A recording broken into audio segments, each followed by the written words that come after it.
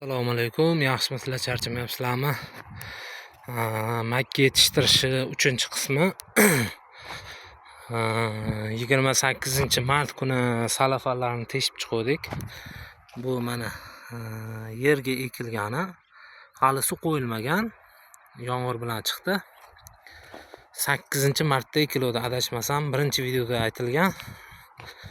Xo'sh, hozir sizlarga bu yerdan chiqqani, hozir sizlarga salafanlikni ko'rsataman. Salafanlik bilan bir kunda ekilgan yerga, yerdagi sal kichikroq, salafandagi bir 10 kun farq qilyapti. Bundan ancha katta, hozir borib ko'rsataman.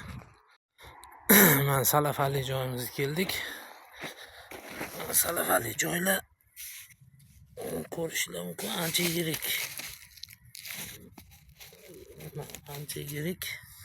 Salafanlik joylar ancha yirik bo'lgan. Yerdagidan bir 10 kun farq qilyapti. Buni 75 sotik yo 70 sotik примерно salafan, qolgani quruq yerga qilingan. 1,5 gektar общий.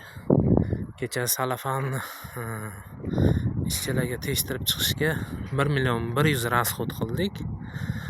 Videoning davomida sizlarga yozib chizib расходlarni ko'rsataman. Kuzatib olinglar, keyingi ishlarimizni qo'yib yuboramiz. Hali o'tga ham suv qo'yilmagan. Yomg'ir bilan bo'yapti. Hali suv qo'ymadik. 28-mart tekshirib chiqdik buni.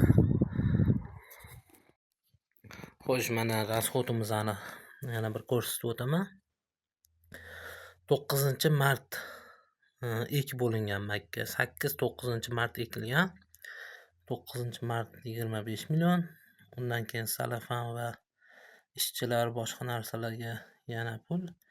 19-martga kelib 28,600,000 va mana 28-mart salafan tekshirib chiqdik Makkalari chiqqan joyini.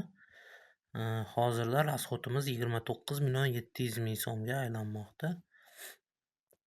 Keyingi ishlarimizni va keyingi расходlarimizni qo'yib boramiz.